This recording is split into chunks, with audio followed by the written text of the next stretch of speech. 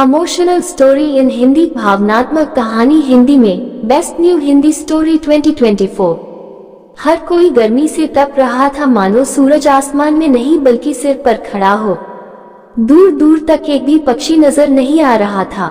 इतनी भीषण गर्मी के कारण मुझे खाना खुद ही खेतों तक ले जाना पड़ा, क्योंकि मेरी सास बीमार थी, नहीं तो वो खुद ही देवर को खाना खिलाने चली जाती। मेरे पति भी किसी काम से शहर गए हुए थे। एक हाथ में टिफिन और दूसरे हाथ में छोटा बर्तन लेकर लस्सी लेकर देवर को खाना देने जा रही थी।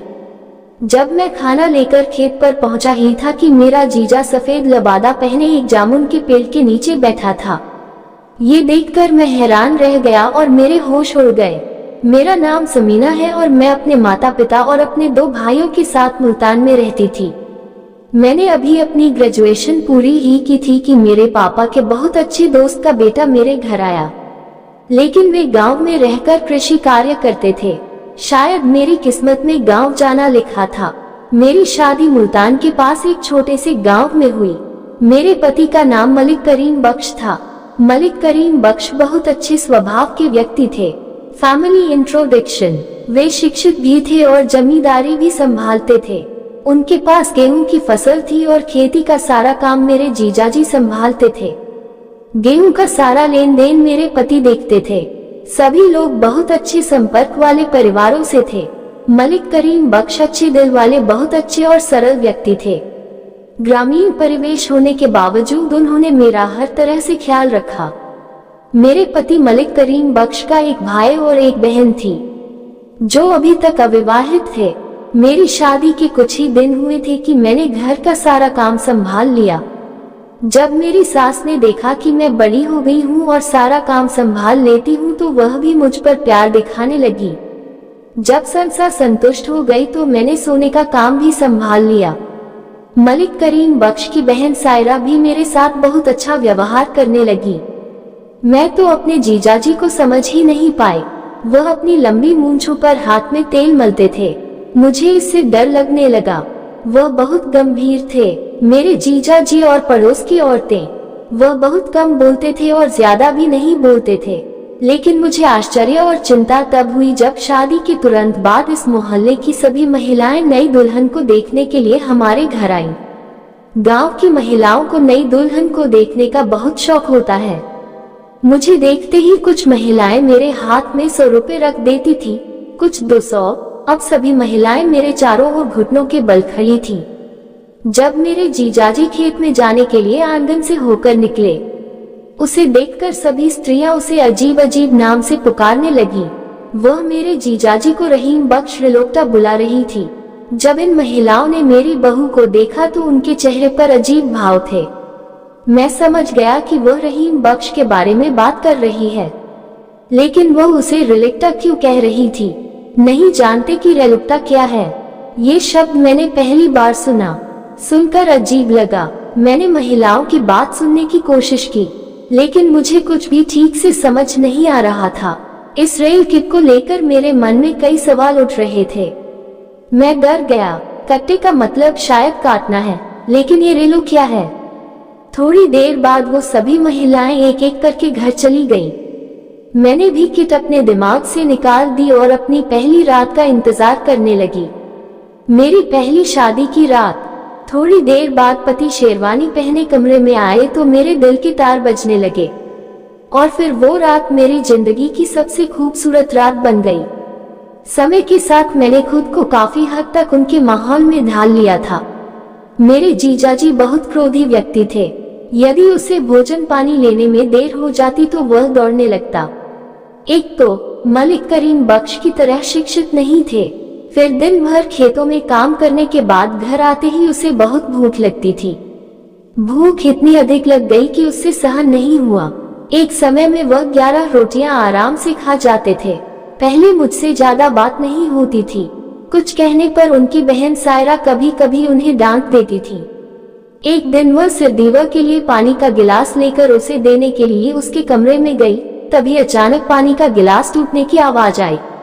कांच टूटने की आवाज सुनकर सभी लोग देवर के कमरे में गए। मेरा ड्राइवर देवरजुर से सायरा तक गाड़ी चला रहा था। मैं भी दरवाजे के बाहर खड़ा था। मैंने उसे सायरा को डांटते देखा तो कप पीने लगा। देवर की आंखें क्रोध से लाल हो गईं। मेरे जीजाजी अपने गुस्से पर काबू नहीं रख सके।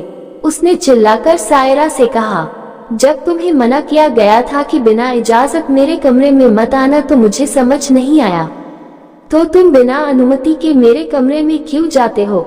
सायरा जोर जोर से रोती हुई अपने कमरे में चली गई। वह 14 साल की छोटी लड़की थी, इसलिए उसने ऐसी बातों पर ध्यान नहीं दिया कि वह अपने भाई के कमरे में जाकर दस्तक दे। सास के बारे में सास से जानकारी। एक बार नाश्ता बनाते समय मैंने अपनी सास से पूछा कि वह अम्मा जान देवार को सब रिलो काटा क्यों कहती हैं? इसका अर्थ क्या है? मेरी सास ने अपना नाश्ता छोड़ दिया और मेरी तरफ अजीब नजरों से देखा। उसके चेहरे पर घृणा आ गई और वह तुरंत दूसरी ओर देखने लगा और उन्होंने कहा, बेटा तुमने कुछ नहीं खाया, कुछ खा लो, जाओ और अपने लिए नाश्ता बनाओ और ऐसी बातों पर ज्यादा ध्यान न दें। मेरे बेटे के सामने गलती से भी ऐसा मत कहना। इस शब्द पर उन्हें बहुत गुस्सा आता है। जब मेरी बात का उत्तर नहीं मिला तो मैं अंदर अपने कमरे में चला गया। मलिक करीम बख्श और रहीम बख्श दोनों जमीनों पर काम करते थे। मेरे पति जल्द से जल्द नाश्ता करके अपने देश चले गए, लेकिन जब मेरे जीजाजी जाने लगे तो मैंने देखा कि उनके हाथों में कुछ अलग तरह के औजार थे। देवर हर समय गुस्से में रहता था। उसकी आंखें हमेशा किसी न किसी भावना के वशीभूत होकर लाल रहती थी। उनका चेहरा हमेशा गंभीर रहता था। मैंने उसे कभी मुस्कुराते हुए नहीं देखा। जैसे उसका चेहरा लंबी मूंछों वाला हो। उसके पास लंबे औजार भी थे।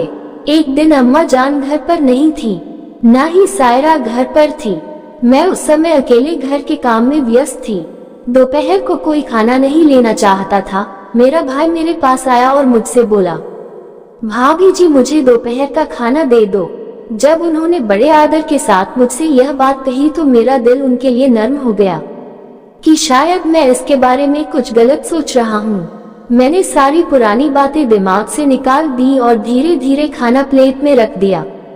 वो खाना लेकर पास ही पड़ी चारपाई पर बैठ गया और खाने लगा। मैं भी उसे बड़े ध्यान से देख रहा था, लेकिन उसने अपनी नजरें नीचे झुका रखी थी। इसी बीच पड़ोस की कुछ महिलाएं घर पर आ गईं और मेरे जीजा के साथ मारपीट करने लगी। महिलाओं ने कहा कि मेरे जेठ ने उनके लड़के को खेत में पीटा है। उसी समय मेरे पति भी घर आ गए और इन महिलाओं को डांटते हुए कहा कि मेरे भाई की नाक कट गई है, तुम्हारा लड़का वहां क्यों गया? पति के मुंह से भाई के लिए रेलो कुत्ता शब्द सुनकर मुझे आश्चर्य हुआ। मेरे जीजाजी का स्थानांतरण हो गया। मेरे मन में फिर वही विचार आया। यहाँ तक कि शादी के दिन भी सभी महिलाएं मेरे जीजाजी को रेलोकाटा बुला रही थी। मैंने अपने पति को बताया, गांव की महिलाएं इन्हें रेणु काटा भी कहती हैं, क्यों? और वह सबसे अलग क्यों रहता है? मेरे पति ने मुझे टोकते हुए कहा कि मुझे सुबह एक बहुत जरूरी काम से जाना है और मुझे बहुत नींद आ रही है। ये कहकर उन्होंने करवटें बदलते हुए अपनी आंखें बंद कर ली।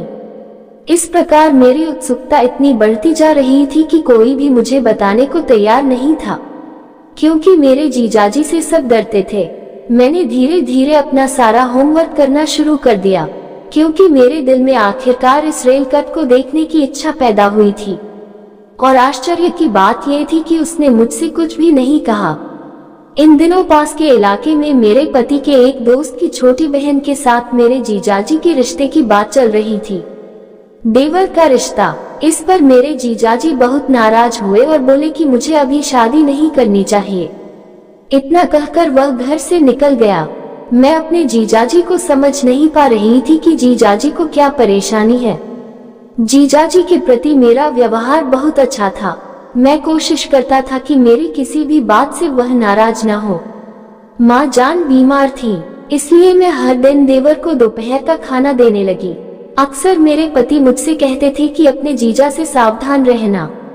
एक दिन मेरे पड़ोस की एक औरत मेरी माँ के बारे में पता करने हमारे घर आए और जाते समय मुझसे बोली कि तुम्हारा जीजाजी बहुत जालिम है।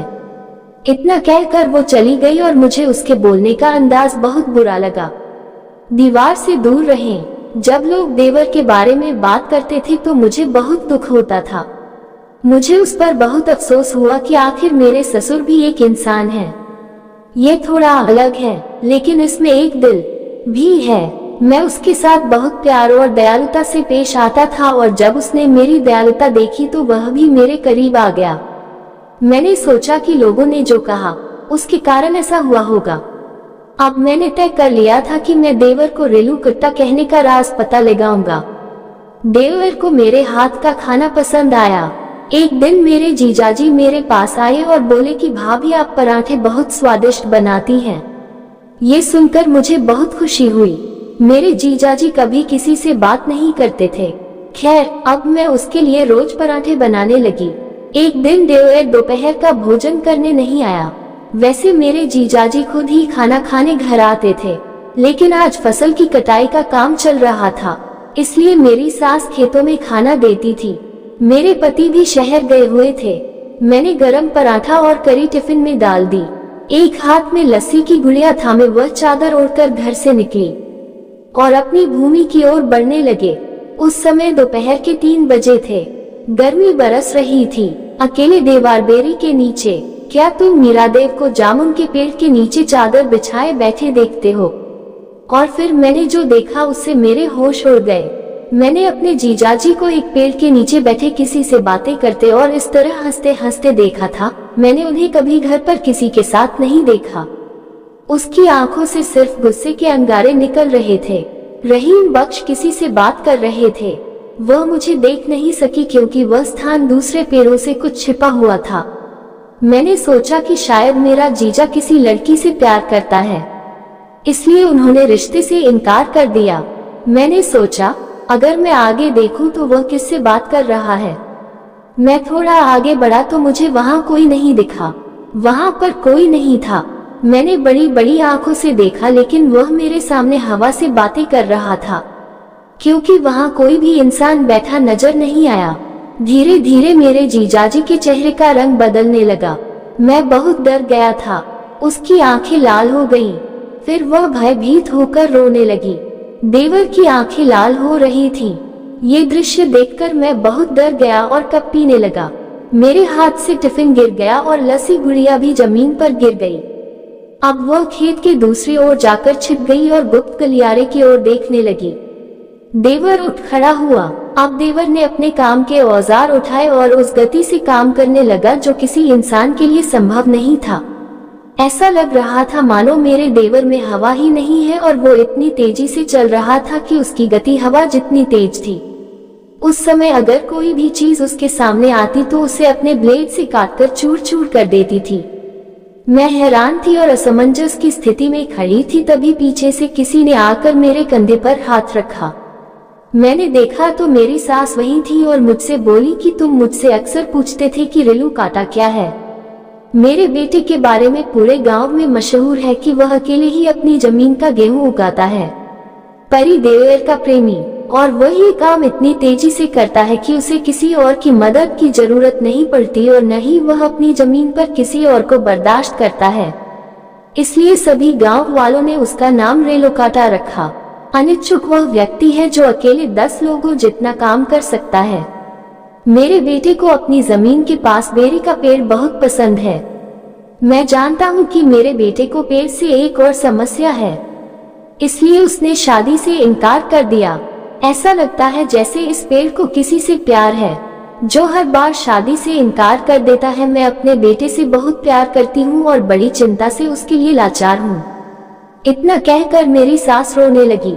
इस बेरी के पेड़ पर एक परी रहती थी जिसे मेरे जीजा से प्यार हो गया था, और जब वह खेतों में काम करता था तो वह उसे ताकत से भर देती थी, जिससे वह पाखंडी बन जाता। मेरे जीजाजी की आज तक शादी नहीं हुई थी। शायद परी ही उसकी पत्नी थी जिसने उसे वैरागी बना दिया। Emotional story in Hindi. Sajid point stories में हम एक शिक्षाप्रद कहानी सुनाते हैं। ये कहानी हमारी टीम के अथक परिश्रम का परिणाम है। हमारा मानना है कि हमारी कहानी देखने से अगर एक व्यक्ति का जीवन बदल जाता है तो हमारे लिए यही काफी है। अगर आपको हमारी कहानियां पसंद आती हैं तो दोस्तों को भी सुझाव दें। हम ये सुनिश्चित करने की पूरी कोशिश करते हैं कि कोई गलती ना हो, लेकिन अगर कोई चूक हो तो हम क्षमा चाहते हैं। हम और सुधार करेंगे। बहुत बहुत धन्यवाद।